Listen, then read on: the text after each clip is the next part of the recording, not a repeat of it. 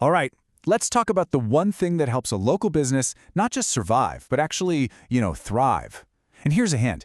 It's not always about having the lowest price. It's about having the strongest brand. So let's dive right in. Okay, picture this. A pipe just burst in your kitchen. You're scrambling. You go online, and you find two local plumbers. They both have great reviews, they can both be there in an hour, and guess what? They charge the exact same price. So, how do you choose? What's that little thing, that invisible push that makes you pick up the phone and call one over the other? The answer 9 times out of 10 is trust. You hire the plumber that just feels more professional, the one that seems more reliable. And that gut feeling, that is the power of a strong brand. It's what convinces your customers you're the right choice before they've even spoken a single word to you. So let's get one thing straight right now. Branding isn't some fluffy corporate marketing buzzword. Nah. For a local business like yours, your brand is simple. It's your promise. It's the reputation you build, day in and day out. It's the feeling people get when they see your truck driving down the street.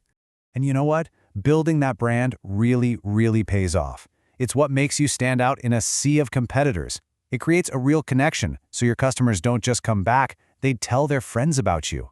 And, down the line, it lets you charge what you're actually worth, because people aren't just paying for a service, they're paying for that peace of mind. So where on earth do you start? Well, you start at the very beginning, with the foundation, and that means defining your values. Now, this isn't just about picking some nice-sounding words, this is the soul of your business. Your values are basically the rules you operate by. Are you the absolute fastest crew in town? The most detail-oriented? The friendliest person they'll talk to all day? I mean, think about it for a second. What do your best customers always compliment you on? Right there. That's probably a huge clue to what your real brand values are. Okay, once you know what you stand for, it's time for step 2, showing it to the world. This is all about creating your look, your visual identity. And believe me, this is your best chance to make a fantastic first impression. We're really just talking about 4 main things that all have to play nicely together. Your logo, your brand colors, the fonts you use, and the pictures on your website. When all these are consistent, you just instantly look more polished and professional. Now, this is what's so cool about this stuff. You can say a whole lot without saying a single word. Just look at this color palette. Navy blue just feels trustworthy, right? Charcoal feels strong and reliable. These colors are already telling a story, making your customers feel like you're a pro before they've even read a thing. And oh man, let's talk about photos. You could go grab some generic stock photo of a smiling guy in a hard hat, or you could use a real photo of you and your actual team on a real job. Which one do you think builds trust faster? Yeah, it's not even close. Real photos show you're a real local business doing real work for real people. Okay, so you've got your values, you've got your look. Step 3 is all about finding your voice. This is not just what you say, but how you say it. In your emails, on social media, everywhere. I absolutely love this piece of advice. Just write like you're explaining something to a friendly neighbor over the fence. It's not super formal, it's not filled with confusing jargon, it's just clear, helpful, and human.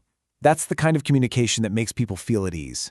The whole game here is finding that sweet spot. You want to sound confident, of course, but not arrogant.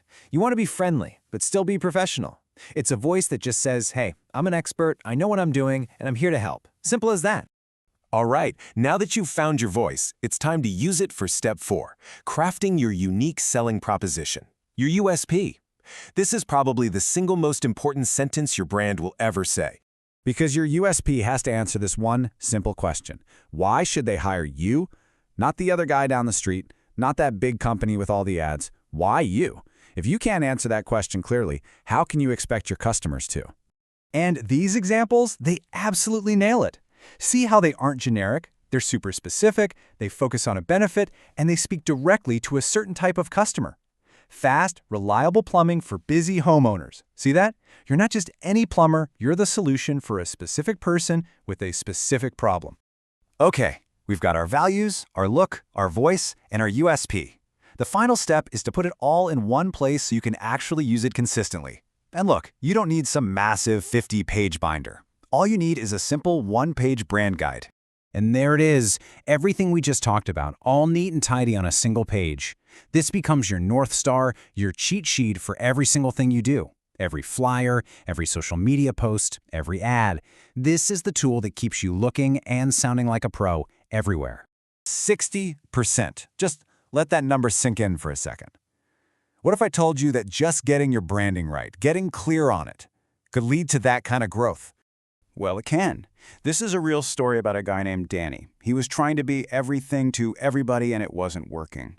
But then he got specific. He focused his whole brand on helping families. New name, new logo, new message. The result? His bookings shot up by 60% in just 3 months. And get this, he didn't spend one extra dime on advertising. That's the power of brand clarity. So what's the bottom line here? It's one thing to create a brand, but it's another thing to live it every single day in everything you do, because that consistency is what builds recognition. And over time, that recognition is what builds trust, the kind of trust that builds a business that lasts. So here it is, your action plan. Go ahead and take a screenshot of this. Ask yourself these 4 questions. Do you know your values? Have you defined your voice?